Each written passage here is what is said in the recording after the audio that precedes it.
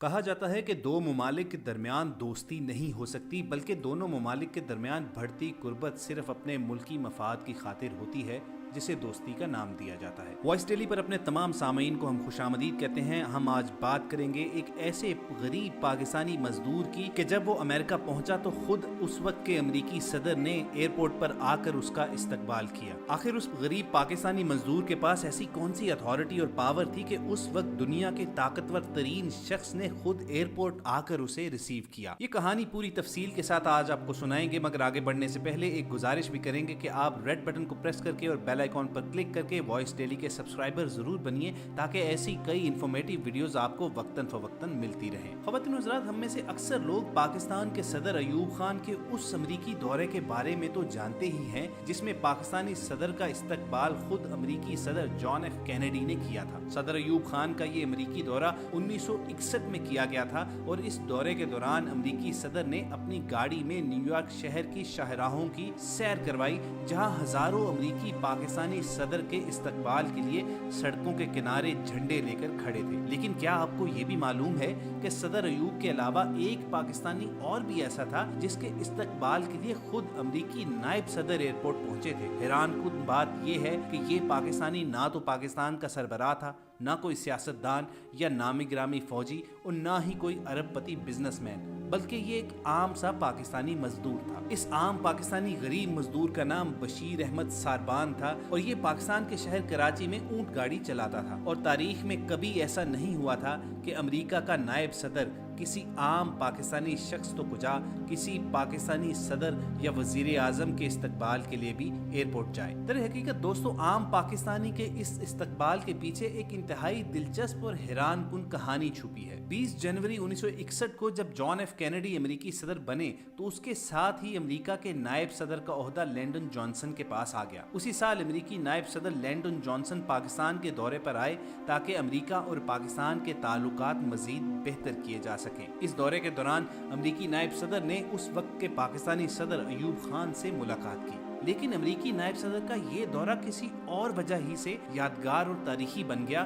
امریکی نائب صدر اپنے دورے کے دوران کراچی میں موجود تھے، جبکہ ان دنوں کراچی کو دنیا بھر کے لیے معاشی رول ماڈل کی حیثیت حاصل تھی۔ ایک روز جب امریکی نائب صدر لینڈن جانسن کا قافلہ جب کراچی کی کارساز روڈ سے گزر رہا تھا تو اس وقت سڑک پر ایک مزدور بشیر احمد ساربان بھی اپنے اونٹ اور اس کی گاڑی کے ساتھ موجود تھا۔ بشیر احمد نے امریکی نائب صدر کے قافلے کو دیکھ کر دور ہی سے ہاتھ ہلانا شروع کر دیا۔ اچانک یو ایس وائس پریزیڈنٹ کی نظر بشیر احمد پر پڑی تو اس نے گاڑیوں کو فوری رکنے کا کہا اور پاکستانی سرکاری اہلکار سے کہا کہ بشیر احمد سے اس کا تعارف کروایا جائے، جس کے بعد لینڈن جانسن گاڑی سے اتر کر بشیر احمد کے پاس چلے آئے۔ بشیر احمد سے اس کا حال چال پوچھا اور ساتھ ہی دوستی کی پیشکش کر ڈالی کہ کیا Bashir Ahmad U S vice president کا دوست بننا چاہے گا۔ یہ ایک انتہائی دلچسپ صورتحال تھی۔ بشیر احمد نے پیشکش قبول کر لی، جبکہ امریکی نائب صدر نے واپس جاتے ہوئے بشیر احمد کو امریکہ آنے کی دعوت بھی دی۔ اب بشیر احمد کے تو وہم و گمان میں بھی نہیں تھا کہ وہ کبھی امریکہ بھی جائے گا، اور وہ بھی امریکی حکومت کا خاص مہمان بن کر، کیونکہ بشیر احمد ساربان ایک غریب مزدور تھا جو اپنا گزر بسر اونٹ گاڑی چلا کر کرتا تھا۔ لیکن دورے کی یہ دعوت سربراہان مملکت کے دوسرے وعدوں کی طرح ثابت نہیں ہوئی۔ امریکہ کے نائب صدر نے اس دعوت اور دوستی پر انتہائی سنجیدگی کا مظاہرہ کیا، اور امریکہ پہنچنے کے بعد امریکہ کے نائب صدر نے اکتوبر 1961 میں باقاعدہ بشیر احمد کو امریکہ آنے کی دعوت دی، اور بشیر احمد کی امریکہ آمد پر اس کے استقبال کے لیے خود ایئرپورٹ پہنچ گئے۔ یہ تاریخ کا ایک انوکھا واقعہ تھا۔ ایئرپورٹ سے بشیر احمد کو واشنگٹن لے جایا گیا اور وہاں صدارتی محل کی سیر کروائی گئی، اور ساتھ ہی ساتھ بشیر احمد کو امریکی پریزیڈنٹ جان ایف کینیڈی کے آفس بھی لے جایا گیا۔ اس موقع پر بشیر احمد نے امریکہ کے ایک اسکول میں تقریر بھی کی، جہاں ان کے ساتھ امریکی نائب صدر کی اہلیہ اور بیٹی بھی موجود تھے۔ بشیر احمد کے ساتھ ایک ٹرانسلیٹر بھی موجود رہتا تھا۔ اس دورے کے دوران امریکی نائب صدر لینڈن جانسن بشیر احمد کو اپنے ذاتی گھر بھی لے گئے،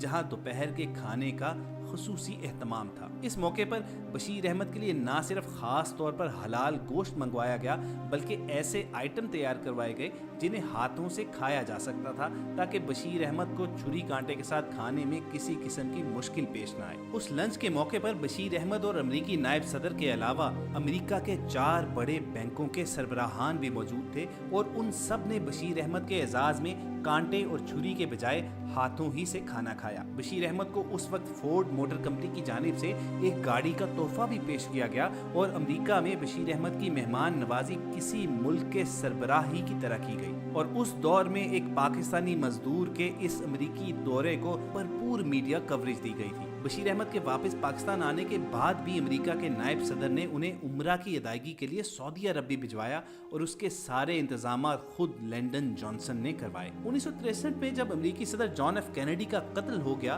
तो उस वक्त के नायब सदर यानी लैंडन जॉनसन अमेरिका के 36वें सदर बन गए। उसके बाद बशीर अहमद और लैंडन जॉनसन की इस बेमिसाल दोस्ती के बारे में ज्यादा मालूमात दस्तयाब नहीं, लेकिन बशीर अहमद 15 अगस्त 1992 में अपने इंतकाल के बाद अपनी इस दोस्ती की एक अनोखी कहानी दुनिया के लिए छोड़ गए।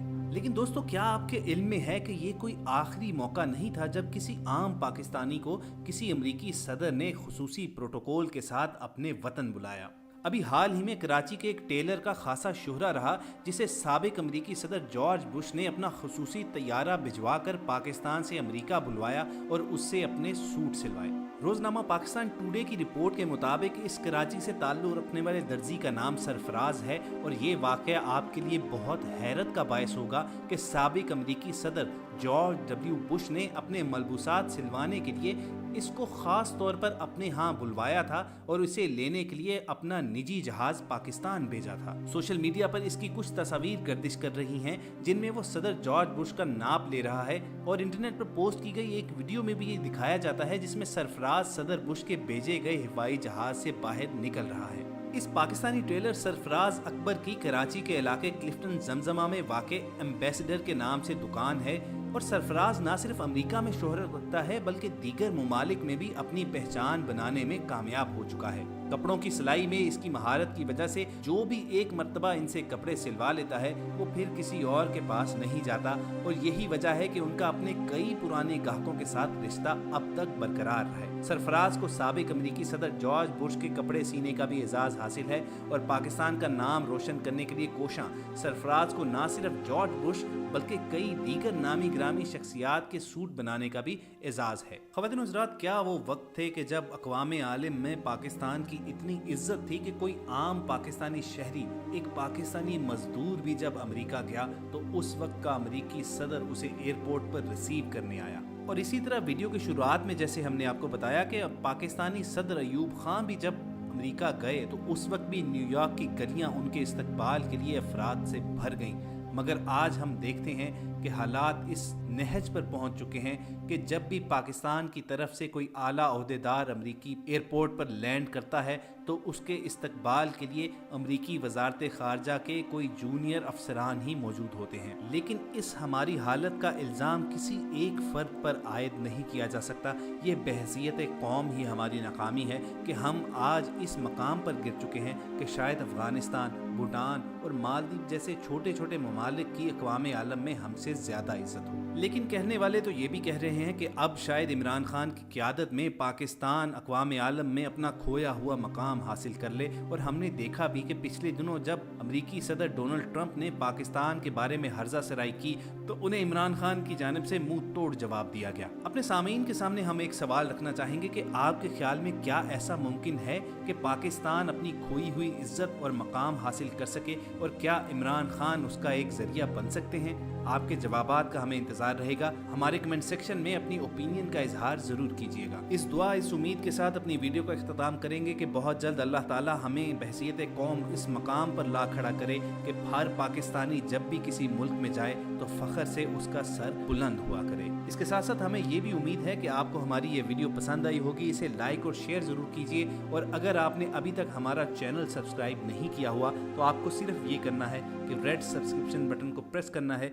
और बेल आइकॉन पर क्लिक करना है ताकि आप वॉइस डेली के सब्सक्राइबर बन जाएं और इन्फॉर्मेटिव वीडियोस आपको रोज़ाना की बुनियाद पर मिलती रहे। किसी नई दिलचस्प स्टोरी के साथ दोबारा आपसे मुलाकात होगी। अपना और इर्द गिर्द लोगों का ख्याल रखिए। फ़ी अमानिल्लाह।